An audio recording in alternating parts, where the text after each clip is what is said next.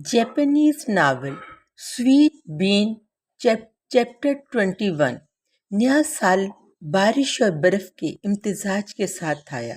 मुसलसल 3 दिन तक सूरज ने अपना चेहरा नहीं दिखाया। उसके बावजूद संतारों ने दुकान खुली रखी। त्यौहार के मसालेदार साके को तन्हा बैठकर पीने का कोई फ़ायदा महसूस ना हुआ, इसलिए उसने अलल सुबह ही अंधेरे में ही लोबिया पेस्ट बनाने का काम शुरू कर दिया और दुकान मामूल से पहले खोल दी। उसने सोचा शायद वो इन लोगों को कुछ बेच सके जो नए साल की रिवायात के मुताबिक मंदिर जाने के लिए स्टेशन की तरफ जा रहे थे। लेकिन जैसा कि संतारू को अंदेशा था, फरोख्त मायूस कुन रही। जब साल के बिल्कुल आगाज में मालकन हसाबात का जायजा लेने आई तो उसने निहायत गहरा सांस लिया और दोबारा इस बात का जिक्र किया कि दोरा हारू को किसी और किस्म के खाने पीने की दुकान में बदल देना चाहिए। पहले तो उसने ओकनोमिया की दुकान बनाने का ख्याल यूं ही कह दिया था, मगर वो अब इस पर संजीदगी से गौर करने लगी थी। उसने संतारो से पूछा, अगर वो ऐसा करे तो क्या वो अब भी इसके लिए काम करेगा? संतारू ने कोई हामी भरने का इशारा ना दिया। चलो कुछ और वक्त के लिए दोरायकी बनाने की कोशिश करते हैं, उसने कहा। आखिरकार ये दुकान मालिक ने शुरू की थी, हमें उसकी याद का एहतराम करना चाहिए, और फिर मेरा कर्ज भी अभी बाकी है। मालिका ने मुबहिम अंदाज में सर हिलाया और होंठ भींच लिए। अगर तुम्हें कारोबार जारी रखना है तो इससे कोई फर्क नहीं पड़ता कि तुम क्या बेचते हो, सबको ही अपनी रोजी कमानी होती है। संतारू जानता था कि उसकी बात में कुछ सच्चाई है, मगर फिर भी वो इससे इत्तेफाक नहीं कर सकता था। ये भी कारोबार का हिस्सा था, चाहे हालात जैसे भी हों। लोबिया पेस्ट एक ख़ास मेयार के मुताबिक ही बनाई जाए। उसे लगता था किसी भी कारोबार को महज किसी भी तरीके से चलाने का रवैया ऐसे मुनासिब नहीं। लेकिन एक और चीज़ भी थी जो संतारों के लिए कहीं ज़्यादा अहम थी कि तोको की मीठी लोबिया पेस्ट को इसे बनाने का सिलसिला जारी रखना चाहता था, क्योंकि अगर उसने ऐसा ना किया तो ये पेस्ट दुनिया से मिट जाएगी। उसके जायके और मेयार से हटकर संतारो इसे गैर मामूली खातून टोक्यो युशई की ज़िंदगी की गवाही समझता था। जनवरी के वस्त में संतारो को टोक्यो का एक सुरमई मुबारकबाद का कार्ड मिला, ठीक उसी दिन जब इसकी मालकन से दोरा हारू की मुस्तकबिल के बारे में बहस हुई थी। अब मालकान के जहन में दोरायकी की कोई जगह ना रही थी। हस्बे मामूल संतारू ने सब्र करने की ताकीद की, मगर वो अपने मौक़िफ़ की किसी तरह भी वजाहत नहीं कर सका। वो खुद भी मायूस था। जब वो इन गाहकों के बारे में सोचता जो अब कभी ना आते तो इसका जी चाहता वो इन सब पर लानत भेज दे, मगर जब उसने दोबारा तोको की तहरीर देखी तो उसका दिल कुछ हल्का हो गया। उसने लिखा था कि नया साल बिस्तर में बीमारी की नज़र हो गया और वो नए साल की मुबारकबाद न भेज सकने पर माजरत खा थी, मगर अब वो बेहतर महसूस कर रही थी। वो पूछा था क्या वो दोबारा मिलने आना चाहेगा? जब तुम आओगे तो मैं मिस मोरिया के साथ कन्फेक्शनरी ग्रुप को दोबारा जिंदा करूंगी, उसने लिखा था। संतारू ने ख़त पढ़ते ही बावर्ची खाने में खड़े खड़े खुद से कहा, मैं जाऊंगा, वैसे भी मेरे पास ज़्यादा गाहक नहीं। संतारू दोबारा तोको से मुलाकात के लिए सैनिटोरियम गया। सैनिटोरियम भी वैसा ही खामोश था। दरख्तों के पत्तों से महरूम होने के बाद उसकी साकत फ़ज़ा और ज़्यादा गहरी महसूस हो रही थी। खुले चमकदार आसमान के नीचे एक यख बस्ता हवा पूरे अहाते में चल रही थी। वो इसी रास्ते पर चलता रहा जो उसने पिछली बार इख्तियार किया था, क्योंकि तोको से मुलाकात के लिए दुकान की तरफ बढ़ते हुए सुनसान रास्ता खामोशी की चादर में लिपटा हुआ था और रास्ते में कोई शख्स नजर न आया। जब वो दुकान के दरवाजे पर पहुंचा और अंदर दाखिल हुआ तो उसके कदम एकदम रुक गए। तोको की बदली हुई हालत देखकर शदीद धचका लगा। मिस मोराइया, जिसने पिछले बार उन्हें ट्विल दी थी, टोक्यो के साथ खड़ी थी। जैसे संतारो करीब आया उसने सलाम किया। काफ़ी दिन हो गए ना। वो तोको के चेहरे के बदलते हुए तासरात को देखकर अपनी बेचैनी छुपाने की कोशिश कर रहा था। पिछली मुलाकात को सिर्फ एक ही माह हुआ था, मगर वो यूं लग रही थी जैसे कई साल बीत चुके हों। उसने मुस्कुराहट का जवाब दिया, मगर उसकी आंखों में खला था और अक्सर अंदर को धुंसे हुए थे। तो को लगता है इस जुकाम ने तुम्हें खूब सताया है, संतारू ने कहा। हाँ, वाकई बहुत मुश्किल वक्त गुजरा, मैं खा भी नहीं सकती थी। उसने अपनी सफ़ेद बिखरी हुई लटों में उंगलियां फेरी जो खजूर के तने की छाल की तरह लहरें मार रही थी। ये कुछ दिनों तक तो वाकई काफ़ी बीमार रही। एक दिन तो मुझे लगा कि मुझे तुम्हें बुलाना पड़ेगा, मिस मौर्या ने कहा। अपना बिगड़ा हुआ चेहरा कुछ इस तरह बनाया जैसे किसी ने मंच की स्कीमिंग पेंटिंग की नकल उतारी हो, ताकि वो दिखा सके तोको कितनी कमज़ोर हो गई थी। और चलो अब बस करो, अब मैं बेहतर हूँ, तोको ने जवाब दिया। माजरत, मगर एक लम्हे को तो लगा था कि तुम भी अपने शौहर के पीछे जा रही हो, मिस मौर्या ने हंसते हुए कहा। अभी नहीं, मुझे यहाँ मालिक अ, अपने मालिक को, बॉस को, आका को कन्फिशरी ग्रुप की मीठी लोबिया पेस्ट बनाना सिखानी है, उसने शौकी से कहा। कमज़ोरी के बावजूद उसकी आवाज़ में खुशगवार शौकी थी जो संतारू को देखकर आ गई थी। क्या तुम वाकई ठीक हो? संतारू ने उसके चेहरे को गौर से देखते हुए पूछा। उसने हाथ लहराकर खुद को इसकी तफ्तीशी नज़रों से बचाने की कोशिश की। हाँ, मैं अब ठीक हूँ, मगर नए साल में बहुत मुश्किल वक्त गुजरा, इसलिए मैं बिस्तर पर ही रही। मुझे अफसोस है कि मैं पहले नहीं जान सका, संतारू ने कहा। इसकी फिक्र मत करो, बस खुशी है कि तुम अब यहाँ हो, उसने नरमी से कहा। मिस मुराया उठ खड़ी हुई और उन्हें कुछ वक्त तन्हा गुजारने दिया। कुछ देर बाद वो एक ट्रे दोनों हाथों में लिए वापस आई। ये लीजिए, उन्होंने ट्रे मेज़ पर रखी। इस पर 3 प्याले रखे थे जिनमें से हल्की हल्की भाप उठ रही थी। मैंने ये पिछले हिस्से में चूल्हे पर गर्म किया, उन्होंने कहा। संतारू ने प्याले में झांका। और ये तो हमने नए साल का दोबारा जश्न मना रहे हैं, तोको ने हाथ बांधते हुए खुश मिजाजी से कहा। ये खाने के लिए शुक्रगुजारी के इजहार के तौर पर इकट्ठे हुए। ये मीठा लोबिया सूप है, कन्फेक्शनरी ग्रुप की ख़ास पहचान, मिस मौर्या ने खुश मिजाजी से कहा। वही मीठा लोबिया पेस्ट जिसे संतारू बखूबी जानता था, प्यालियों में चमक रहा था। हर चमकता हुआ दाना एक गाढ़े शोरबे में दूसरे से जुड़ा हुआ था। उसकी गहरी मीठी खुशबू करीबी नशिस्तों तक पहुंच रही थी। खुशबू तो ज़बरदस्त है, किसी और में से भी आवाज़ आई। बराह करम खाइए, मिस मौर्या ने संतारू के सामने प्याला रखते हुए कहा। गर्म गर्म खाइए, मेरा ख्याल है आपको ज़्यादा मीठा पसंद ना हो, तभी ये आपको अच्छा लगेगा, तोको ने उसे कहा। संतारो, पहले ये कभी रवायती मीठा न्यू ईयर डिश पूरा खाने में कामयाब नहीं हुआ था, मगर जैसे उसने पहला नवाला लिया उसका चेहरा नरम पड़ गया।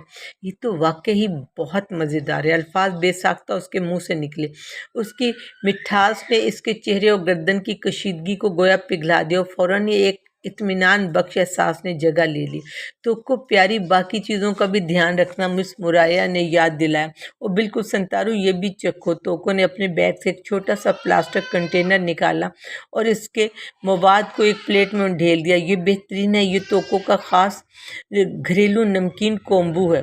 कोम्बू, इसके बगैर मज़ा नहीं आता। मिस मुराया ने कोम्बू का एक टुकड़ा उठाते हुए कहा। हम बेहतरीन, वो खुद से सर हिलाकर बोली। संतारू ने भी एक टुकड़ा उठाया। ये लंबाई और चौड़ाई में बिल्कुल मुनासिब साइज़ में काटा गया था और इसमें से हल्की सी आलू बुखारे की खुशबू थी जो नथों को छूती ही उसने इसे मुंह में रखा तो वो नरम और कदरे मजबूत साख्त का था। ओह, इसमें तो अचार वाले आलू बुखारे का मज़ा है। बिल्कुल दुरुस्त, बिल्कुल दुरुस्त। मैं इसमें अचार वाला आलू बुखारा और शैसो इस्तेमाल करती हूँ। सितारों ने दोबारा सूप का मज़ा लिया और तहसीन भरी निगाहों से दोनों बुजुर्ग ख़वातीन के उतर देखा। ये हैरत अंगेज़ है, ये सूप और कोम्बू को कैसे बनाया जाता है? उसे मालूम था कि इस सवाल का कोई आसान जवाब नहीं होगा, मगर यही वो तरीका था जिससे वो अपने जज्बात का इजहार कर सकता था। तो को हंस पड़ी। ये ज़्यादा मुश्किल नहीं है, ये कन्फेक्शनरी ग्रुप का रवायती नुस्खा है, हम इसे हर साल नए साल पर बनाते हैं। ये ठीक है, इस बार तोको बीमार थी तो मैंने खुद सूप बनाया, लेकिन कोम्बू ख़रीदना पड़ा।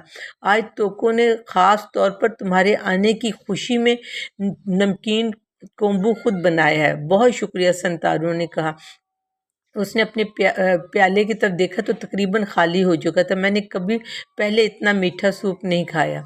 وہ توکو یہ تو بڑی خوشی کی بات ہے کہ اسے اچھا لگا، مجھے نہیں معلوم تھا کہ مٹھاس اتنی لطیف بھی ہو سکتی ہے اور کومبو کا ذائقہ منہ میں پھیل جاتا ہے۔ ہم سب سوپ میں تھوڑا سا نمک ڈالتے ہیں مگر بس ایک چٹکی بھر تاکہ کومبو کے ساتھ ذائقہ متوازن رہے۔ توکو نے کہا، آخر کار خود ہی بھی ایک چمچ لیا۔ وہ کچھ لمحے غور سے ذائقہ محسوس کرتی، پھر اس کے کمزور چہرے پر مسکراہٹ پھیل گئی۔ توازن بالکل ٹھیک ہے سنتارو، مس مورایا نے زوردار انداز میں تائیدی سر ہلایا۔ باس جی، توکو نے پیالہ رکھا اور سنتارو کی آنکھوں میں جھانک کر کہا، میرا خیال ہے میری لوبیا پیسٹ میں ذرا سی نمکینی ہوتی ہے۔ ہاں، یہ میں محسوس کر سکتا ہوں۔ دوسری طرف جو پیسٹ تم دکان میں استعمال کرے تو وہ چینی پیسٹ ہے۔ ہاں، اس میں بالکل نہیں تھا سنتارو نے، اس لیے مجھے وہ چپچپا اور زیادہ میٹھا لگا جس میں کوئی جاذبیت نہیں تھی۔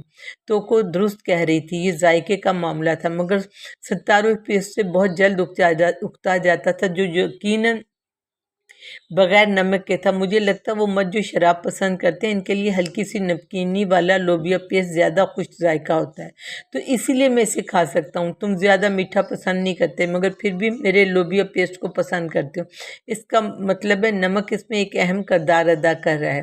نہیں، اصل کمال تو تمہاری بنائی ہوئی ترکیب میں یہ غیر معمولی ہے۔ اگر اس میں بالکل نمک نہ ہوتا تو شاید یہ اتنا پسند نہ آتا۔ ہو سکتا ہے یہاں سب کا یہی حال ہے، مس مورایا نے ارد گرد نظر دوڑاتے ہوئے کہا۔ جب ہم مردوں کو لوبیا پیسٹ کھلاتے ہیں تو انہیں ہمیشہ ہلکی سی نمکینی والا زیادہ اچھا لگتا ہے۔ باس، تمہیں کیا لگتا ہے زیادہ نمکین کیا ہے، میرا عام لوبیا یا آج کا سوپ؟ توکو نے پوچھا۔ ارے سنتارو ایک لمحے کے لیے الجھ گیا، یہ سمجھنے سے قاصر تھا کہ اس سے کیا پوچھا جا رہا ہے۔ پھر اس کی نظر نمکین کومبو کی پلیٹ پر پڑی۔ شاید سوپ، کیونکہ ہم نے اسے کومبو کے ساتھ کھایا تھا۔ ہاں، فرق بہت ہے، اس لیے تم ایک پورا پیالہ کھا سکتے ہو، یہ اس لیے کہ مجھے شراب پسند ہے۔ تمہارے لیے نمکین ذائقے کے ساتھ بین پیسٹ کھانا زیادہ مشکل نہیں ہے۔ نہیں، بالکل نہیں، لیکن جب تم بین پیسٹ بناتے ہو تو اس میں زیادہ نمک نہیں ڈالتے ہیں نا؟ نہیں، کیونکہ اگر میں ایسا کروں گا تو سب کچھ خراب ہو جائے گا۔ اگر ایسا ہے تو سوپ کے بارے میں کیا خیال ہے؟ نمکین کومبو بہت زیادہ نمک ہوتا ہے۔ اچھا، تم کہنا چاہ رہی ہو؟ توکو کی کمزور مگر چمکدار آنکھوں میں ایک مسکراہٹ تھی۔ مس موریا نے اس کی طرف دیکھا لیکن کچھ نہ کہا۔ بین پیسٹ، یہ تمہیں معلوم نہیں ہوتا اس میں کتنا نمک استعمال ہوتا ہے، لیکن اس سوپ میں یہ واضح ہے کہ اس میں نمکین کومبو ہے، تو کیوں نہ تم جب دورائی بناؤ تو نمک کو کسی اور انداز میں استعمال کرو۔ یہ ان لوگوں کے لیے نیا قسم کا دوراکی ہو سکتا ہے جو تمہاری طرح شراب پسند کرتے ہیں۔ مس بوریا نے جوش سے تالیاں بجائیں۔ ہاں، پہلے سے بھی نمکین منجون اور نمکین چاول کے کیک موجود ہیں۔ یہ اتنی توقعات کا تصور ہے؟ تمہارا کیا مطلب ہے کہ نمکین دورائی ہے؟ ہاں، بعض کا جو چیز تم سب سے زیادہ پسند ہو اس کے ساتھ چلنا اچھا ہوتا ہے۔ مس موریا نے تحسین بھری سیٹی بجائی، جوش میں میز پر ہاتھ مارا۔ یہی ہے توکو ہمیشہ کنفیکشنری گروپ میں نئی ترکیبوں کے لیے مشورے دیا کرتی تھی۔ ارے میں تو بس اپنے خالی دماغ کو کام پر لگاتی ہوں۔ مس موریا آگے جھک کر بولی، مسٹر تسوجی، توکو عام طور پر صحیح کہتی ہے، اگر وہ کہہ رہی ہے تو تمہیں نمکین دورائی کی ضرور آزمانا چاہیے۔ تمہیں لگتا ہے مجھے نمکین دورائی کی بنانا چاہیے، یہ بکے گا؟ مس موریا نے پرزور انداز میں کہا۔ ہاں، اور توکو نے سر ہلایا۔ سنتارو نے شکریہ ادا کرتے ہوئے کہا، سب کے لیے شکریہ، اس نے خیالات کے لیے بھی ہمیشہ کی طرح۔ مجھے نہیں معلوم کہ تمہارا شکریہ کیسے ادا کروں۔ ارے چھوڑو، میں تو بس اپنے خیالات پیش کر رہی تھی، لیکن زیادہ اہم بات یہ ہے۔ توکو نے جملہ ادھورا چھوڑ دیا اور مس مورایا کی طرف دیکھا، پھر اپنی دھنسی ہوئی آنکھیں سنتارو پر جما دی۔ مس مورایا نے پیالے سمیٹ کر ٹرے میں رکھے۔ میں انہیں دھو کر لاتی ہوں، یہ کہہ کر وہ چلی گئی۔ توکو نے دھیمے لہجے میں کہا، میں تم سے مزید کچھ کہنے کے لیے نہیں کہہ رہی، لیکن شکریہ کہ تم نے میرے ساتھ پوری ایمانداری سے بات کی اور خط میں اپنے بارے میں بتایا۔ سنتارو جانتا تھا کہ وہ کس بارے میں بات کر لیا، اس نے سر جھکا لیا۔ تمہاری ماں کے بارے میں یہ سن کر افسوس ہوا؟ ہاں، تمہارے والد ابھی زندہ اور خیریت سے ہیں؟ سنتارو نے سر ہلایا کہا لیکن کچھ کہا نہ۔ تو کیا بہتر نہ ہوگا تم ان سے ملنے جاؤ؟ ایسا کرنے کی کوئی وجہ ملنا مشکل ہے۔ واقعی یہ سارا مسئلہ میری اپنی وجہ سے تھا، یہ خاص طور پر میری ماں کے لیے بہت مشکل تھا۔ میں نے ایسا کچھ کیا تھا جو واپس نہیں ہو سکتا تھا، لیکن تم نے اس کی بہت سزا کاٹی ہے جیل میں۔ ہاں تو اب تمہیں نئے سرے سے آغاز کرنا چاہیے۔ سنتارو نے نظریں جھکا لی تو توکو کی آنکھوں میں دیکھنے کی ہمت نہ کر سکا۔ وہ خاموشی سے پلیٹ میں رکھے کومبو کو دیکھتا رہا۔ میں نے ایک طویل وقت تک سوچا کہ کیسے دوبارہ شروعات کی جائے۔ مالک نے میری مدد کی اور میں نے اس کچن میں کام شروع کر دیا، لیکن سنتارو نے رک کر سانس لی۔ میرے دماغ میں صرف وہاں سے بھاگنے کا خیال ہی آتا تھا۔ یہ تو حیرت کی بات نہیں اگر تمہیں میٹھا کھانا پسند نہ ہو۔ جب میں دکان کو چلانا چاہتا ہوں اپنی مرضی کے مطابق، میں یہ دیکھ سکتی ہوں، میں سمجھ سکتی ہوں کہ تم اپنی طرز کا ذائقہ ضرور بناؤ گے۔ سچ کہوں تو اب میں تمہیں بین پیسٹ کے بارے میں مزید کچھ نہیں سکھا سکتی۔ اب یہ سب تم پر ہے کہ تم جو چاہو کرو، خود پر یقین رکھو۔ توکو کی آنکھوں میں چمک تھی۔ تم کر سکتے ہو سنتارو، اس نے کہا، اور تھوڑی دیر میں سنتارو وہاں سے روانہ ہو گیا۔ چیپٹر 22۔ نمکین دورائیا کے بارے میں بات کرنا آسان تھا، لیکن جب اصل میں اسے بنانے کی باری آئی تو یہ اتنا سادہ نہ تھا۔ سنتارو نے اپنے سپلائر سے کہا کہ وہ اسے قدرتی سمندری نمک کے مشہور برانڈ مہیا کرے، اور اس نے مہیا کیے۔ وہ اس مرحلے تک پھر اس نے ذائقہ بنانے کی کوشش کی۔ جب بھی وہ اس مرحلے تک پہنچا جہاں نمک کے معیار کے ذائقے پر کوئی اثر پڑتا، اس سے بنیادی مسئلے سے نپٹنا تھا کہ نمک کی ذرائع، لیکن بنیادی مسئلہ یہ اسے سمجھ نہیں آ رہا تھا کہ نمک ذرائع میں کہاں اور کیسے شامل کیا جائے تاکہ ایک نئی قسم کی مٹھائی تیار ہو سکے۔ یہی وہ نقطہ تھا جو کسی طرح بھی وہ سمجھ نہیں پا رہا تھا۔ پہل سنتارو نے بین پیسٹ میں نمک کی مقدار بڑھانے کی کوشش کی۔ عام طور پر وہ 4 کلو گرام پیسٹ میں صرف ایک چٹکی، زیادہ سے زیادہ 1 گرام نمک ملاتا تھا۔ اس نے اسے 2 گرام تک بڑھایا، پھر 3 گرام تک، اور جیسے ہی اس نے ایسا کیا کچھ حیران کن ہونے لگا۔ نمکین ذائقہ اچانک میٹھے ذائقے کے مقابلے میں واضح اور تازہ محسوس ہونے لگا۔ ذائقے کی ایک غیر متوقع مہک جسے کوئی نئی چیز کھل اٹھی ہو۔ اس کا ذائقہ ہلکا پھلکا، مختصر مگر خوشگوار تھا، اور مٹھاس اس پر حاوی نہیں ہوئی تھی۔ ایک فرق بخش تبدیلی تھی، لیکن یہ تبھی ممکن تھا جب نمک کی مقدار کم ہو۔ جیسے ہی سنتارو نے نمک کی مقدار 3 گرام یا اس سے زیادہ کر دی، ذائقہ یکدم کھدرا اور بھدا ہو گیا، اور اس میں جو لطیف نزاکت تھی وہ ختم ہو گئی۔ یہ کسی نمکین سوپ کی طرح تھا جو ایک حد سے آگے جا کر کھانے کے قابل نہیں رہتا، اور ایسا ذائقہ وہ کسی صورت ذائقیہ میں شامل نہیں کر سکتا تھا، چاہے وہ جتنا بھی سوچ لے۔ وہ نمک کو بین پیسٹ میں شامل کرنے کا کوئی نیا طریقہ نہیں ڈھونڈ سکا۔ آخر وہ اسی پر واپس آیا جو ہمیشہ سے کرتا تھا، بین پیسٹ میں نمک کی بہت کم مقدار احتیاط سے شامل کرنا۔ اسے لگا یہ سب سے بہترین اور واحد طریقہ تھا جو وہ اپنا سکتا تھا۔ اب کیا کیا جائے؟ ظاہر اگلا قدم یہ تھا کہ نمک کو پین کیک کے امیزے میں شامل کرنے کی کوشش کی جائے۔ اس نے تجربہ کرنے کا فیصلہ کیا۔ ہمیشہ کی طرح اس نے برابر مقدار میں انڈے، چینی اور نرم آٹا ملایا، پھر اس میں بیکنگ پاؤڈر ڈالا تاکہ امیزہ پھول سکے، اور شہد، میٹھے چاول کی شراب اور ذائقے کے لیے سبز چائے کی ایک ہلکی سی چٹکی شامل کی۔ اس کے بعد اس نے اس امیزے کو الگ الگ پیالوں میں تقسیم کیا، ہر پیالے میں نمک کی مختلف مقدار ملائی، اور پین کیک تیار کر لیے۔ جس دن اس نے یہ تجربہ کیا، اتفاق سے مالک خاتون ڈاکٹر سے واپسی پر دکان پر آ گئی، بالکل اس وقت جب سنتارو نے پکانے کا عمل مکمل کیا تھا۔ اس نے پچھلے کچھ دنوں کے کچھ کھاتے دیکھے اور ناپسندیدگی سے زبان چٹکاتے ہوئے کہا، یہ تو بہت خراب ہے۔ سنتارو نے جواب دیا، میں کچھ نیا آزما رہا ہوں۔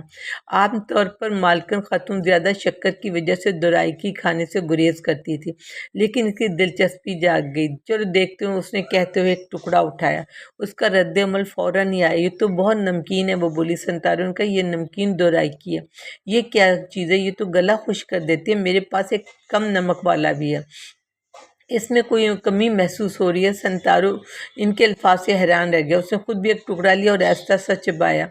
ہر ذائقے کو بغیر محسوس کرتے ہو؟ کیا واقعی آپ کو ایسا لگتا ہے؟ میرے خیال میں تو یہ کافی اچھا ہے۔ سنتارو کو واقعی یہ ایک انوکھا ذائقہ لگا۔ وہ میٹھے ذائقے کی توقع کر رہا تھا، لیکن نمک کی جھلک محسوس کرنا تازگی بخش محسوس ہو رہا تھا۔ لیکن جب اس نے دوسرا تیسرا نوالا لیا تو وہ سمجھ گیا کہ مالک خاتون کیا کہہ رہیں گے۔ پہلے نوالے کے برعکس اب صرف ایک ناخوشگوار نمکین بعد اب ذائقہ رہ گیا تھا۔ اس وقت پین کیک کا گول بھرپور ذائقہ مدھم پڑنے لگا۔ یہ چال بالآخر کھل چکی تھی۔ سنتارو نے پورا ٹکڑا ختم کرنے کے بعد سر ہلاتے کہا، اب مجھے آپ کی بات سمجھ آ رہی ہے، مزید کھانے کا دل نہیں کر رہا۔ سنتارو نے اس کی طرف دیکھا۔ مالک خاتون نے اسپاٹ لہجے میں کہا، یہ لوگوں کی توجہ حاصل کر سکتا ہے تو اسے بیچنے کی کوشش کر سکتے ہو۔ لیکن سنتارو کو ایسے محسوس ہوا جیسے وہ اس کی مخالفت کر رہی ہو، مگر حقیقت یہی تھی کہ وہ دورہ ہارو مشکل حالات میں تھا۔ اگر کچھ نہ سوچتے تو دکان کا مستقبل تاریک ہو رہا تھا۔ جیسا کہ میں کئی بار کہہ چکی ہوں، ہم اس طرح آگے نہیں بڑھ سکے۔ اب دوراکی ختم کرنے کا صحیح وقت آ چکا ہے۔ یہ جملہ اس موضوع پر ان کی پچھلی باتوں سے ایک قدم آگے تھا۔ اس نے شیشے کے دروازے کے پار چیری کے درخت کو اشارہ کرتے ہوئے، ایسا ہے جب تک یہ درخت کھلنے لگیں گے میں اس سب کے بارے میں بہتر محسوس کروں گی۔ پھر انہوں نے سنتارو سے پوچھا، تمہاری کیا رائے ہے؟ تمہیں نہیں لگتا کہ نئی شروعات کرنا بہتر ہوگا؟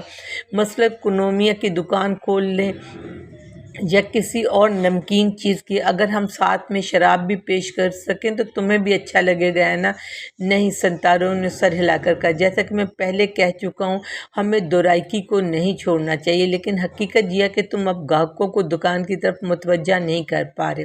سنتارو کے منہ میں آیا کہ وہ کہہ دیا یہ سب توقع کے بارے میں گاہکوں کے رویے کی وجہ سے، مگر اس نے خود کو روک لیا اور گہری سانس لی۔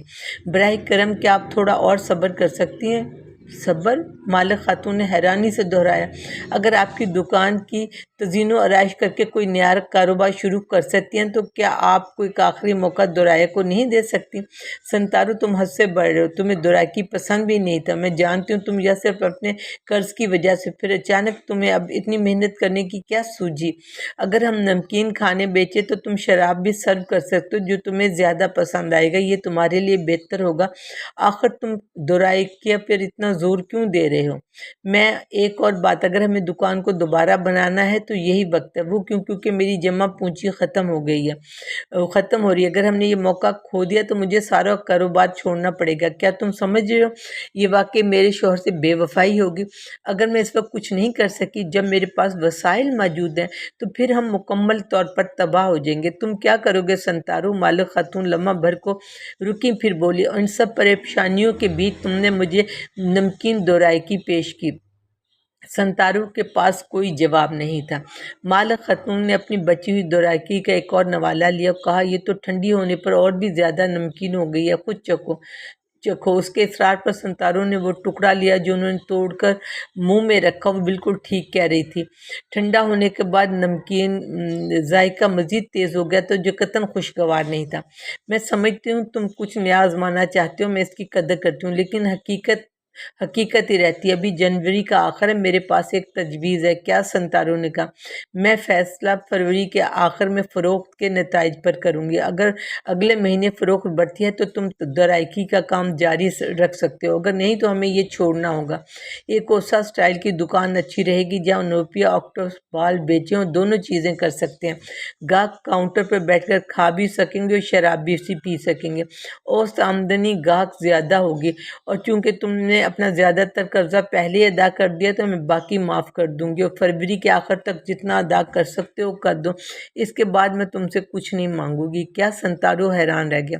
ہاں، تم جانتے ہو کہ تم نے تقریباً سب ادا کر دیا، باقی میں چھوڑ دوں گی۔ ہمیں یہ سب عزت و وقار کے ساتھ ختم کرنا چاہیے۔ سنتارو، زندگی میں کچھ ایسے لمحے بھی آتے ہیں جب ہمیں تبدیلیاں لانی پڑتی ہیں۔ سنتارو کچھ دیر خاموش رہا اور سنتا رہا، پھر آہستہ سے کہا، ٹھیک ہے، جو بھی اگلے مہینے ہمیں ایک نیا آغاز کریں گے، سمجھ گئے؟ جی، میں سمجھ گیا۔ مالک خاتون نے اپنی بچی ہوئی دورائی پلیٹ میں رکھی اور سنتارو کی طرف پلیٹ بڑھا دی، اور پھر وہ خاموشی سے دکان سے نکل گئی۔ Japanese novel Sweet Bean Paste Chapter 23. Japanese novel Sweet Bean Paste Chapter 23. संतारू ने कागज कलम उठाया और लिखना शुरू किया। दोरा हारू, प्यारी तोको, तुम कैसी हो? मौसम अब भी सख्त सर्द और यख बस्ता है। उम्मीद है तुम खुद को गर्म रखे हुए होगी और तुम्हें मज़ीद ज़ुकाम नहीं हुआ होगा। मैं अब भी जद्दोजहद कर रहा हूँ, मगर पिछली बार तुम्हारी कही हुई बात से एक और इशारा लिया और फ़ौरन तजर्बात शुरू कर दिए। मुझे यकीन है तुम समझ गई होगी कि मैं किस बारे में बात कर रहा हूँ। मैं नमकीन दोराइया की बात कर रहा हूँ। पहले मैंने बीन पेस्ट में नमक की मिकदार बढ़ाने की कोशिश की, मगर ये तजर्बा नाकाम रहा। इससे मुझे एहसास हुआ कि तुम हमेशा जो मिकदार डालती थी वो बिल्कुल दुरुस्त थी और ज़ाहिर है ऐसा ही होना चाहिए था। चुनांचे बीन पेस्ट में कोई तब्दीली नहीं की। फिर मैंने सोचा कि ऐसा क्या शामिल किया जा सकता है जिसकी वजह से नमकीन दोराइकी कहा जा सके। ये तरीका बहुत सादा हो, मगर अगली बार मैंने पैन केक में ही नमक डालने की कोशिश की। उसका नतीजा काफ़ी दिलचस्प निकला। जब उसे गरम गरम खाया जाए तो उसका जायका बिल्कुल अनोखा महसूस होता। मैंने सोचा कि शायद मुझे हल मिल गया, लेकिन जैसे वो थोड़ी देर बाद ठंडी होती, नमकीन जायका हद से ज़्यादा महसूस होने लगता, बिल्कुल जैसे कोई हल्का सा जायका जो अचानक शिद्दत इख्तियार कर ले। मैंने नमक की मिकदार कम करने की कोशिश की ताकि ये मसला ना हो, मगर इसके बाद वो इतना हल्का हो गया कि पहले नवाले पर हैरानी का एहसास ही ख़त्म हो गया और मैंने जाना कि पैन केक में नमक मिलाना भी इतना आसान नहीं। और मैं इस नतीजे पर पहुंचा कि हल बस इतना नहीं कि बीन पेस्ट या पैन केक बीटर में नमक घोल दिया जाए। मुझे लगता है जिस तरह मीठे सूप में नमकीन कोम्बो एक ख़ास मज़ा पैदा करता है इसी तरह कुछ होना चाहिए। वो सूप पहले से ही नमकीन होता और इसमें मज़ीद नमक डाला जाता तो शायद वो इतना खुश जायका ना लगता।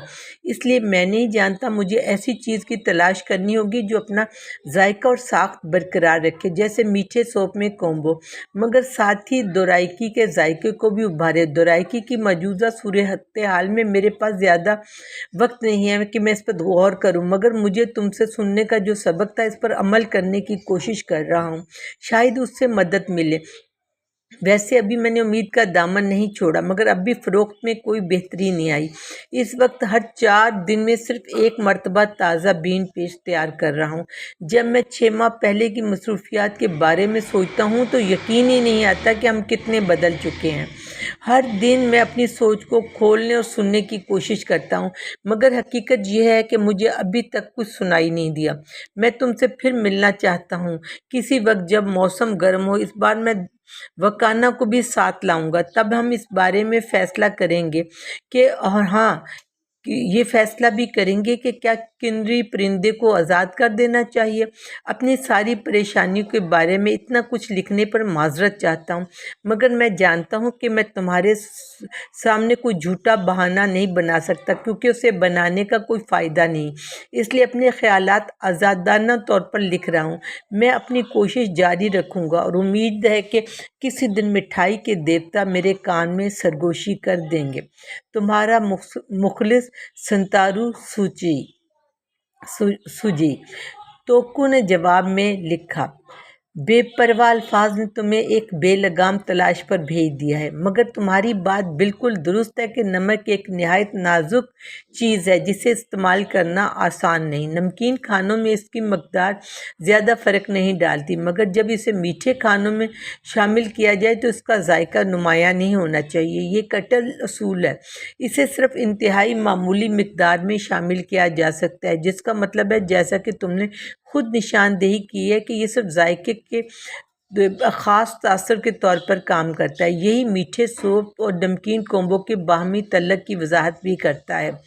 मगर तुमने एक और नहायत अहम बात दरियाफ्त की है जो मेरे ख्याल में इस तसव्वुर की असल खूबसूरती है, और वो ये कि मीठे सूप और नमकीन कोम्बो में बज़ाहिर कोई मुमासलत नहीं, मगर किसी ने सोचा कि इन दोनों को साथ पेश किया जाए ताकि मीठा पसंद करने वाले वो लोग जो ज़्यादा मीठा पसंद नहीं करते, दोनों किस्म के लोग इस तरह खा सकें।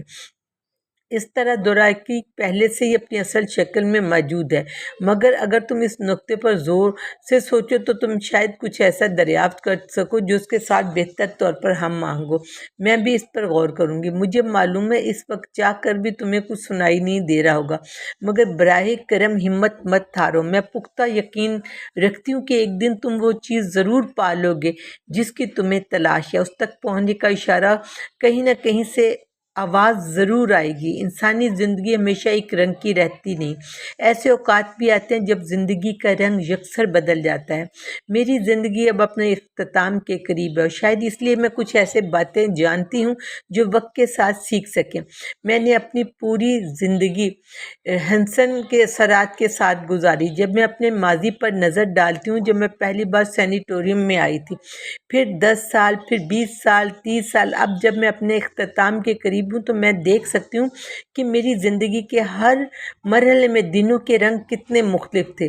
یہ زندگی آسان نہ تھی، یہ کہنا ضروری ہے، اور اسے یوں بھی بیان کیا جا سکتا ہے، مگر جب زندگی اس قید میں گزرتی ہے میں ایک حقیقت کو سمجھنے لگ گئی۔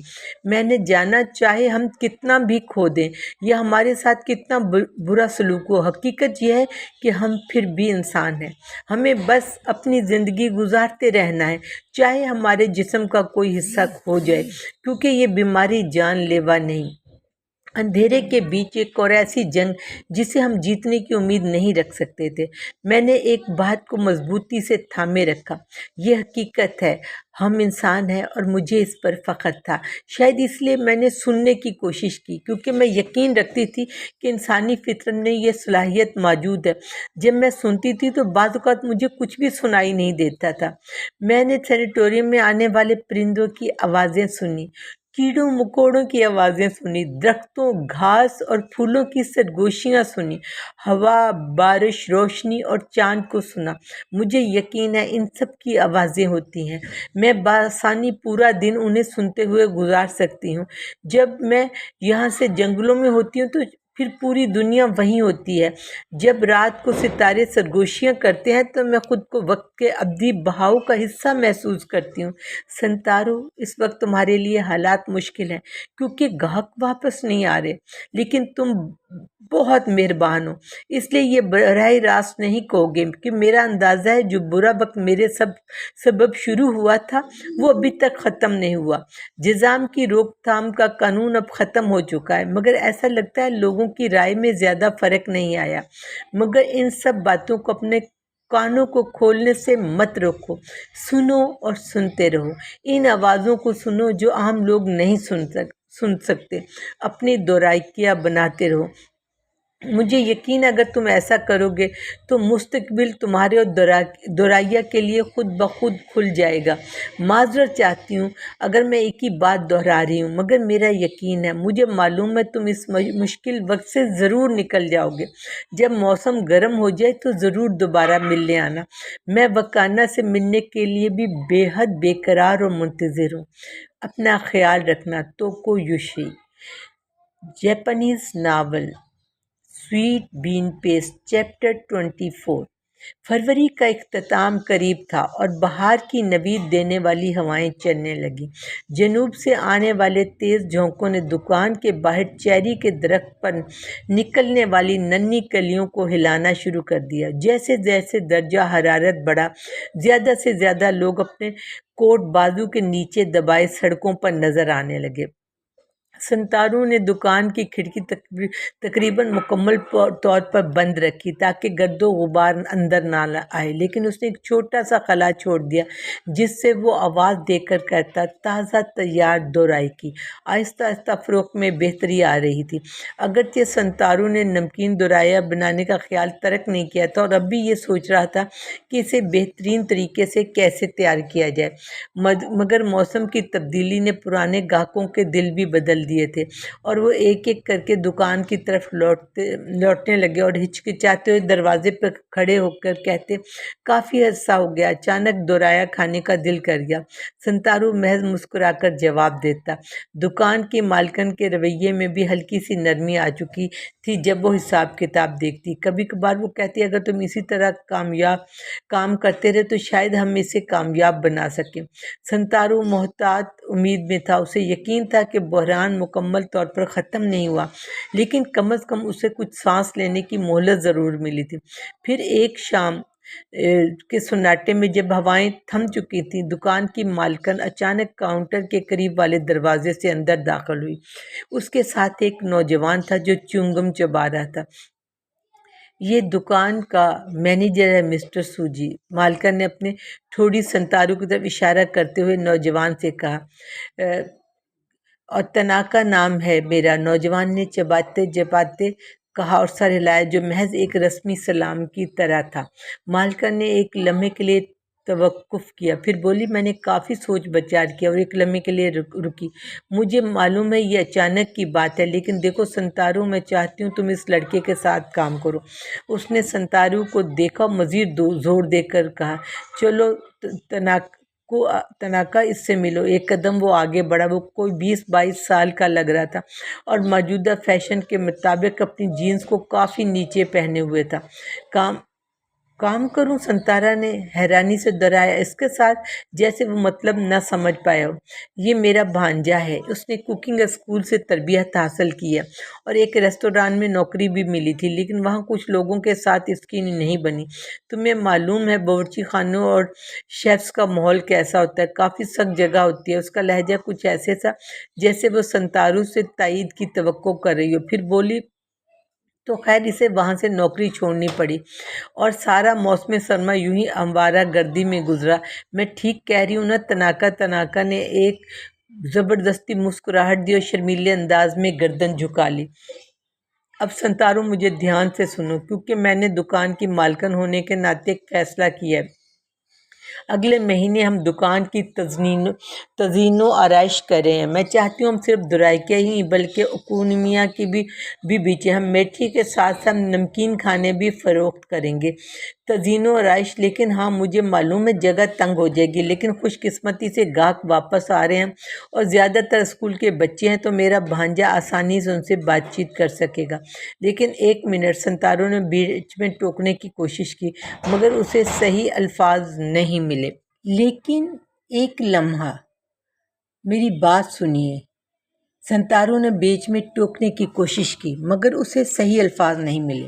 میں سمجھتی ہوں، اس نے بےتابی سے اپنا ہاتھ ہوا میں لہرایا، جیسے سنتارو کے اعتراضات کو دور دھکیلنا چاہتی ہو۔ یہ اچانک ہوا، میں جانتی ہوں، مجھے اس کا برا بھی لگ رہا ہے، لیکن تمہیں سمجھنا ہوگا کہ میری زندگی کے اس مرحلے پر مجھے سنجیدگی سے سوچنا ہوگا۔ بس اتفاقاً میرا بھانجا، خیر میں اسے بچپن سے پسند کرتی ہوں اور اس نے باورچی بننے کی تربیت بھی لی تھی، تو تم تو جانتے ہو کہ میں کافی عرصے سے اس کاروبار کو تبدیل کرنے کا سوچ رہی تھی۔ ایک لمحے کو رکی، پھر سنجیدگی سے بولی، میں تم سے ایک احسان چاہتی ہوں۔ میں چاہتی ہوں کہ تم میرے بھانجے کو سنوارو۔ وہ ابھی بہت اناڑی ہے، مگر حقیقت میں وہ ایک اچھا لڑکا ہے۔ لیکن تم نے تو کہا تھا اگر فروخت میں اضافہ ہوا تو ہم اسی طرح کام جاری رکھ سکتے ہیں۔ سنتارو بمشکل ابھرتی ہوئی تلخی اور غصے کو دبائے ہوئے بولا، اگر کوئی یہ کر سکتا ہے تو وہ تم ہو۔ دیکھو، جب فروخت گر گئی تھی تو تم نے کس عزم کے ساتھ اسے دوبارہ سنبھالا۔ اب مجھے سمجھ آیا کہ میرے شوہر نے تم میں کیا دیکھا تھا، اس لیے ہم نام نہیں بدلیں گے۔ ہم اب بھی دورہ ہارو ہی رہیں گے۔ تم اپنی دورائیکی بناتے رہو گے، لیکن ساتھ ہی میں چاہتی ہوں کہ تم اس کاروبار کے مستقبل کے وارث کو تربیت دو۔ میں تم سے کہہ رہی ہوں، تم سن رہے ہو نا سنتارو؟ اس نے اپنے بھانجے کو بھی کوہنی ماری۔ شکریہ، اس نے مدھم مسکراہٹ کے ساتھ سر جھکا کر کہا۔ اکونومیا کی بنانے والا گرل یہاں آئے گا، اس نے کھڑکی کے ساتھ والی جگہ کی طرف اشارہ کیا، اور ہم دورائیکی بنانے والا چولہا پیچھے لے جائیں گے۔ سنتارو کو نظر انداز کرتے ہوئے وہ اپنے بھانجے کے ساتھ تزئین و آرائش کی تفصیلات پر بات کرنے لگی۔ واضح تھا کہ اب دکان کے سامنے والے حصے میں دورائیکیا کے لیے جگہ نہیں رہے گی۔ سنتارو بس کھڑا اسے دیکھتا رہا، اب اس کے پاس کہنے کو کچھ بھی نہیں بچا تھا۔ چیپٹر 25۔ گلی کی بلبوں کی روشنی پردے اور ریل کے درمیان سے چھن کر آ رہی تھی۔ سنتارو اپنے فرتون پر سمٹا پڑا تھا، چھت پر پڑنے والی روشنی کی جیومیٹری نقش و نگار کو دیکھتے ہوئے۔ باہر کسی بلی نے زور سے چیخ ماری۔ تقریباً 1 مہینہ گزر چکا تھا جب سے سنتارو نے دورا ہارو میں کام چھوڑ دیا تھا، تب سے وہ اپنی فلیٹ میں قید تھا، باہر کے موسم سے بے خبر، صرف ضرورت کے تحت قریبی دکان سے کھانے پینے کی چیزیں لینے باہر نکلتا۔ وہ دن بھر یوں ہی بیٹھا رہتا کہ وقت گزرنے کا اسے احساس ہی نہیں تھا، مگر یہ زیادہ دیر نہیں چل سکتا تھا۔ سنتارو اس بات کو اچھی طرح سمجھتا تھا، اس لیے آج اس نے فاسٹ فوڈ کے ساتھ ایک جاب ویکینسی میگزین بھی خرید لی۔ اس کا ارادہ تھا اگر کوئی مناسب نوکری ملی تو کال کرے گا۔ اس بات سے فرق نہیں پڑتا تھا کہ کام کیسا ہے، اور اب وہ کس قسم کی چوائس رکھنے کے موڈ میں بھی نہیں تھا۔ اگر ضرورت پڑتی تو اس کے پاس ریزیومے لکھنے کے لیے اسٹیشنری بھی موجود تھی، لیکن کئی صفحات پلٹنے کے باوجود اسے کچھ نہ ملا۔ وہ جتنی بھی نوکریاں دیکھتا ان کے لیے عمر کی حد مقرر تھی، اور جو چند کمپنیاں عمر کا ذکر نہیں کر رہی تھی وہ بھی خاص مہارت رکھنے والے افراد کو ہی تلاش کر رہی تھی۔ سنتارو کے پاس عام ڈرائیونگ لائسنس کے سوا کوئی قابلیت نہیں تھی، اس کے پاس کچھ بھی نہیں تھا۔ ہر طرح کی نوکریوں کے دروازے اس پر بند تھے۔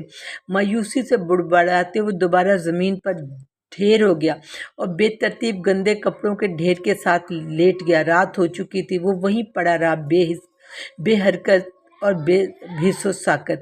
باہر سے بلی کی آواز آئی اور سنتارو نے سوچا کیا وہ کیسی دکھتی ہوگی۔ ایسا لگ رہا تھا جیسے وہ اسے پکار رہی ہو، یا وہ تنہائی میں رو رہی ہو، یا کسی ساتھی کی تلاش میں ہو۔ وہ کیوں بول رہی تھی؟ وہ نر تھی یا مادہ؟ سنتارو نے ہلکی سی سانس خارج کی اور توکو کے خط کے بارے میں سوچنے لگا۔ سننا، اس نے لکھا تھا، اس کا کیا مطلب تھا؟ آخر سنتارو کو کیا سننا تھا؟ اسے تو ان آوازوں کا مطلب بھی سمجھ نہیں آتا تھا جو وہ حقیقت میں سن سکتا تھا، جیسے وہ بلی، پھر وہ ایڈوز کی بینز کی سرگوشیاں کیسے سن سکتا تھا؟ سنتارو نے ترچھی نظر سے دیوار کو گھورا۔ آخر کار وہ ہار چکا تھا، اسے یہ حقیقت تسلیم کر لینی چاہیے تھی۔ یہ واحد نتیجہ تھا جو وہ نکال سکتا تھا۔ اسے چاہیے وہ یہاں ایک رسی باندھ لے اور سب کچھ ختم کر دے۔ اس کی نظریں کمرے میں گھومنے لگی، کسی ایسی جگہ تلاش میں جہاں وہ رسی باندھ سکے۔ آخر کار اس نے فیصلہ کیا کہ پردے کی ریل ہی واحد ممکنہ جگہ تھی، مگر خود کو پردے کے ساتھ جھولتے ہوئے دیکھنے کا تصور اسے کچھ مضحکہ خیز لگا۔ وہ اچانک ناک چڑھا کر ہنسا۔ میں ناشکرا کتا ہوں، وہ بڑبڑایا۔ یہ وہ الفاظ تھے جو دکان کی مالکن نے اس پر تبصرہ کرتے ہوئے کہے تھے جب اس نے دورا ہارو چھوڑا تھا۔ سنتارو بھی یہی سمجھتا تھا، اس لیے اس نے کوئی جواب نہیں دیا۔ تم جانتے ہو میرے شوہر نے ایک سابق مجرم کی مدد کے لیے کتنی محنت کی تھی؟ تمہیں شرم نہیں آتی کہ تم میرے بھانجے کو کیوں چھوڑ کر جا رہے ہو؟ تم کیسے انسان ہو؟ تمہارے ماں باپ کیا کہیں گے؟ وہ چلائی تھی۔ جس دن سنتارو نے مالکن کو بلا کر اپنے استعفے کی اطلاع دی اور رقم واپس کی جو وہ اب تک کا اس کا مقروض تھا، اس دن اس نے ایک کے بعد ایک تانے سنائے۔ اس نے اسے ایسا مجرم کہا جو شکر گزاری کا مطلب ہی نہیں جانتا۔ سنتارو نے اپنی صفائی میں ایک لفظ بھی نہیں کہا، وہ تو بس چپ چاپ کھڑا سنتا رہا، کیونکہ وہ جانتا تھا کہ اس کی باتوں میں سچائی تھی، لیکن اس کے بس میں کچھ نہیں تھا۔ وہ ہمیشہ دوسروں کو مایوس ہی کرتا آیا تھا، سب کو، حتیٰ کہ اپنے ماں باپ کو بھی۔ وہ نہیں جانتا تھا کہ اس کا زوال کب اور کیوں شروع ہوا، مگر اسے احساس تھا کہ اس کے بیج ہمیشہ سے اس کے اندر موجود تھے، تب سے جب سے وہ بہت چھوٹا تھا، جب کوئی اچانک ہونے والی بات نہیں تھی۔ یہ ایماندار زندگی میں ناکامی نہیں تھی، ایمانداری سے جینے کا نتیجہ یہی ملبہ تھا جس میں وہ آج جی رہا ہے۔ مختصر یہ کہ سنتارو اس لیے تکلیف میں تھا کیونکہ وہ وہی تھا جو ہمیشہ سے تھا، اس لیے آج رات ایک بار پھر وہ خود سے کشمکش میں مبتلا تھا۔ وہ کسی زخمی جانور کی طرح کر رہا تھا جسے جس طرف بھی رخ کرے گے چوٹ لگے گی۔ اس نے دوبارہ سوچا خود کو پھانسی کیسے دے، مگر اس کے پاس کوئی رسی تک نہیں تھی۔ وہ شاید پیکنگ کی ڈوری استعمال کر سکتا تھا یا پھر بیلٹ۔ اس کے میز کے کنارے پہ ایک کارڈ بورڈ کا ڈبہ رکھا تھا جس میں وہ کھانے پینے کے اوزار موجود تھے جو وہ دورا ہارو سے اپنے ساتھ لایا تھا۔ مالکن نے اسے لے جانے دیا تھا کیونکہ اب اس کی ضرورت ضرورت نہیں رہی تھی۔ کئی سالوں کی محنت کے بعد اس کا یہ واحد معاوضہ تھا۔ اس میں اس کا پسندیدہ تانبے کا برتن تھا جس کے اندر کچھ کٹورے رکھے تھے، ربڑ کے اسپاتولا، ڈورا، چمچ، بیٹر، پلیٹ، نائف اور اس کا باورچی کا لباس۔ سنتارو نے اس بے ترتیب چیزوں کے سائے کو خاموشی سے دیکھا جو ڈبے سے باہر جھانک رہی تھی۔ اس نے دکان میں گزارے اپنے دنوں کو یاد کیا، کھڑکی کی دوسری طرف لائن میں کھڑے گاہکوں کے چہرے یاد کیے، کاؤنٹر پر بیٹھی اسکول کی لڑکیوں کی خوشگپیاں، موسموں کے ساتھ بدلنا، اور وہ چیری کا درخت، اور توکو جو چیری کے درخت کے نیچے کھڑی ہو۔ دورائیا اسے اپنے ہاتھوں میں کٹورا اور ربڑ کے اسپوتولا محسوس ہو رہی تھی، جیسے تازہ پکائے گئے بینز کی چمک نظر آئے۔ اسے ان کی خوشبو محسوس ہوئی۔ دورائیا، تازہ دورائیا۔ سنتارو نے اپنے لب سختی سے بھینچ لیے۔ دورائی تازہ دورائیا۔ اس نے ایک بار پھر یہی الفاظ کہے اور محسوس کیا اس کے گال پر کچھ گرم سی چیز لڑھک رہی ہے۔ اس نے اپنی مٹھیاں بھینچ لی، گہری سانس لی اور دانت سختی سے پیس لیے۔ مجھے معلوم ہے تم کر سکتے ہو، توکو نے اپنے خط میں لکھا تھا، مگر وہ اسے پہلے ہی مایوس کر چکا تھا۔ وہ اپنے کسی وعدے پر بھی قائم نہ رہ سکا تھا۔ مزیدار تازہ دورائیاں کیوں نہ چکھو؟ اس کی آواز کانپ رہی تھی۔ تکیہ اپنے بازو میں دبائے سنتارو نے اپنا سر اس میں چھپا لیا۔ دکان کے باہر چیری کے درختوں کی تصویر اس کے ذہن میں ابھری۔ کوئی شک نہیں اس سال بھی وہ اپنی شان سے کھل رہا ہوگا اور چلتے لوگوں کو اپنی خوبصورت پھولوں کی چادر سے روک رہا ہوگا۔ اس کی پتیاں دکان کے اندر گر رہی ہوں گی۔ وہ اور اسکول کی لڑکیاں ہمیشہ دورائیا میں گری ہوئی پنکھڑیوں کی شکایت کرتی تھیں۔ کیا وہ اب بھی وہاں آ رہی ہوں گی؟ کیا وہ لڑکیاں اب بھی دکان جا رہی ہوں گی؟ اس کے نئے مالک کے تحت اس رات سنتارو نے خواب دیکھا۔ کہیں ایک نامعلوم مقام پر وہ ہموار پہاڑیوں کے درمیان ایک ڈھلوان چڑھ رہا ہے۔ نیچے اسے کچھ نیلا چمکتا ہوا نظر آ رہا ہے۔ یہ ایک وسیع، آہستہ بہنے والا دریا ہے۔ وہ رک کر اس سطح کو دیکھتا ہے، شاید 1 درجن میٹر نیچے، پانی کے نیچے۔ بہاؤ کے سنگم اتنے واضح ہیں جیسے وہ خود پانی میں کھڑا ہو۔ سطح پر تیرتی ہوئی چمکدار سفید لکیریں ایک دوسرے سے ملتی اور جدا ہوتی رہتی ہیں، ہمیشہ بدلتے ہوئے نمونے بناتے ہوئے۔ یہ کیا ہے؟ سنتارو اس منظر کو سمجھ نہیں سکا۔ پھر اچانک اسے ادراک ہوا کہ یہ پھولوں کی پنکھڑیاں ہیں۔ اس کی نظریں بہاؤ کے ساتھ اوپر کی طرف جاتی ہیں، جہاں اس کی آنکھوں کے سامنے ایک دودھیا سفید بادل آ جاتا ہے۔ وہ یہ دیکھتا ہے کہ پورا دریا کنارے سے لے کر پہاڑوں تک کھلتے ہوئے چیری بلاسم سے ڈھکا ہوا ہے۔ سنتارو روشنی کے اس بہاؤ کی سمت قدم بقدم چڑھنے لگتا ہے۔ پرندے چہچہاتے ہیں اور ہوا میں پھولوں کی مہک بسی ہوئی ہے۔ وہ آہستہ آہستہ چیری بلاسم کے بادل کے قریب پہنچ رہا ہے۔ چمکتی ہوئی پنکھڑیاں اس کے ارد گرد گر رہی ہیں، آسمان سے تیرتی ہوئی نیچے آ رہی ہیں۔ وہ درختوں کی طرف لپکتا ہے اور ان کے درمیان چلنے لگتا ہے۔ سنتارو آہستہ سے اپنا سر گھما کر ہر درخت کو مسحور ہو کر دیکھتا ہے۔ پھول چاروں طرف سے اس کا احاطہ کیے ہوئے ہیں، جیسے وہ کسی گہرے چمکدار جھیل کے عین درمیان میں کھڑا ہو۔ وہ ان درختوں کے اندر چھپی ہوئی شدت کو محسوس کر سکتا ہے، وہ جذبات جو پورا سال خاموشی سے دبے رہے، اس ایک لمحے کے شاندار اظہار کے لیے، اس خوشی کے دھماکے کے لیے، ان کی خالص بے داغ مسرت۔ سنتارو گھومتا پھرتا ڈھلوان کے کنارے پہنچتا ہے اور دریا کی طرف جھانکتا ہے۔ چمکتے پانی سے ایک ٹھنڈی ہوا اٹھتی ہے، ایک خوشبو اسے گھیر لیتی ہے اور ہوا کے ساتھ اوپر اٹھتی ہوئی پنکھڑیاں اس کے قدموں سے لپٹنے لگتی ہیں۔ روشنی ہر چیز میں سما رہی ہے، نیلے پانی کی سطح سے جھلکتی، بھرپور اور کھلے ہوئے پھولوں سے نکلتی اور آسمان سے برستی ہوئی معلوم ہوتی ہے۔ وہ پرندے پانی کے قریب سے گزرتے ہیں اور پرواز بلند ہو جاتے ہیں۔ سنتارو رک کر سوچتا ہے کہ آخر وہ کہاں ہے۔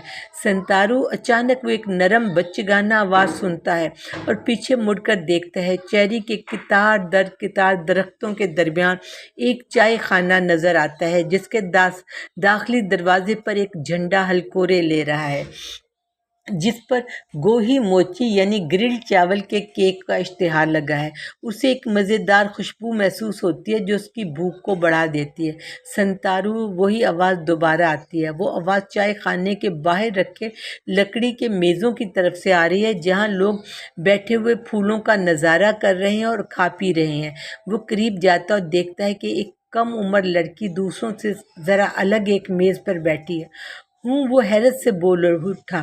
لڑکی کھڑی ہوتی ہے اور سنتارو کو جھک کر سلام کرتی ہے۔ وہ فوراً پہچان لیتا ہے کہ وہ کون ہے۔ دیکھو، وہ مسکراتے ہوئے اپنی سفید چمکدار قمیض کے کالر کی طرف اشارہ کرتی ہے۔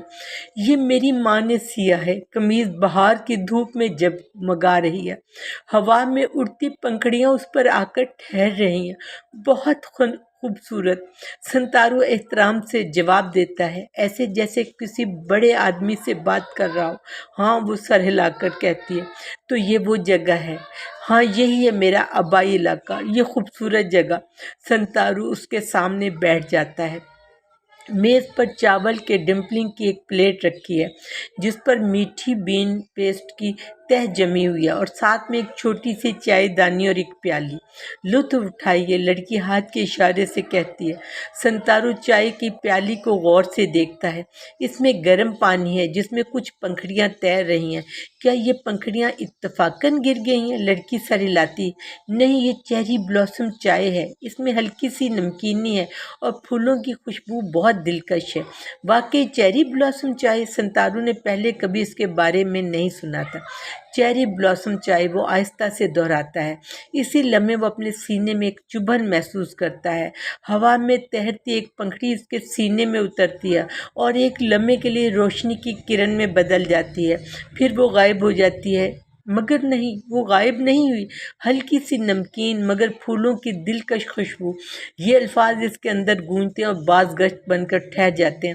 اچانک چاروں طرف چیری بلاسم جیسے پھیلنے لگتے ہیں اور سنتارو پلکیں جھپکاتا ہے۔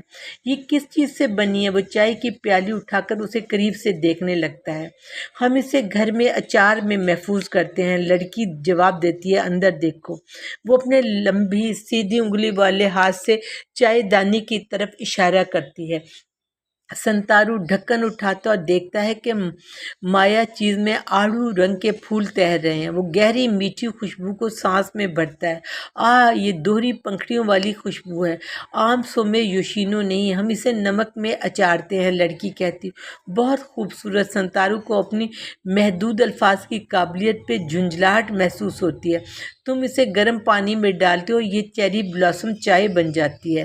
وہ سنتا اور دوبارہ چائے کی پیالی میں جھانکتا ہے جیسے اچار شدہ پھولوں کا اس میں تیرتی ہوئی پنکھڑیوں سے موازنہ کر رہا ہو۔ وہ مکمل بے عیب پھول آہستہ آہستہ گھومتے اور بل کھاتے سطح پر ابھر آتے ہیں۔ انہیں سیپل سمیت چنا گیا تھا تاکہ ان کی شکل برقرار رہے۔ سنتارو مسحور ہو کر ان گھومتے ہوئے پھولوں کو دیکھتا ہے۔ وہ ان کی گہری بھرپور خوشبو محسوس کرتا ہے، پھر پیالی کو ہونٹوں سے لگا کر ایک گھونٹ بھر لیتا ہے۔ ذائقہ اس کے منہ میں ایسے گھلتا ہے جیسے کوئی پھول کھلا ہو۔ نمک کی ہلکی سی تازہ لہر اس کے گال پر بہنے لگتی ہے، ہلکی سی نمکین مگر پھولوں کی دلکش خوشبو، بالکل ویسی جیسے لڑکی نے کہا تھا۔ نمکین ذائقہ اور خوشبو ایک مکمل ہم آہنگی میں ایک دوسرے سے مل رہے تھے۔ یہی ہے۔ سنتارو آہستہ سے پیالی واپس میز پر رکھ دیتا ہے اور حیرت سے چائے دانی میں رکھے اچار شدہ دوہری پنکھڑیوں والے چیری بلاسم کو دیکھتا ہے۔ یہی ہے وہ چیز جس کی وہ تلاش کر رہا تھا۔ نمک کی مقدار اتنی ہے کہ تم اب بھی اس پھول کے اصل ذائقے کو محسوس کر سکو گے۔ میں 1 یا 2 پھول دورایا کی بیٹر میں ڈال سکتا ہوں۔ سنتارو کھڑا ہو جاتا ہے، لڑکی غائب ہو جاتی ہے۔ اس کا مسکراتا ہوا چہرہ، سفید قمیض جس پر پنکھڑیاں جمی ہوئی تھیں، سب غائب ہو چکا تھا۔ وہ کھڑا ہوتا ہے اور گھبرا کر چاروں طرف دیکھتا ہے۔ سب کچھ مٹ چکا ہے، نہ میزیں باقی ہے، نہ لوگ جو پھول دیکھ رہے تھے، نہ چائے خانہ، نہ اس کا جھنڈا، صرف چمکتے ہوئے چیری بلاسم کی روشنی جو ہر طرف پھیلی ہوئی تھی۔ جس میز کو وہ چند لمحے पहले छू रहा था, जिस पर डिम्पलिंग चाय की प्याली और अचार ही शुदा ब्लॉसम की चायदानी रखी थी, वो भी गायब हो चुकी थी। संतारो चमकते सफ़ेद चेरी ब्लॉसम में गिरा हुआ बार बार लड़की का नाम पुकारता है, मगर कोई हरकत नहीं, सिवाय आहिस्ता आहिस्ता ज़मीन पर गिरती हुई पंखुड़ियों के। कुछ भी नहीं बदला। आखिर संतारो को एहसास हुआ कि ये दुनिया उस दुनिया में आ गया है जो हकीकी नहीं। उसे महसूस होता है वो जल्दी बेदारी की दुनिया में वापस जाने वाला है। उसे लड़की को तलाश करना होगा, वो कहाँ है, उसे कुछ पूछना है। तुम कहाँ पैदा हुई हो, पली पली बड़ी, वो याद करता है। एक बार लड़की ने कहा था वो एक दरिया था, खूबसूरत चेरी ब्लॉसम थे और कुछ अचार बनाने के बारे में भी जिक्र किया था। अभी उसे उसको जानना होगा। क्या कभी तुमने कभी मीठी चीज़ों के साथ दोराया खाया था? और वो ख्वाब में किसमिसाने लगता है। आपकी तवज्जो का बहुत शुक्रिया।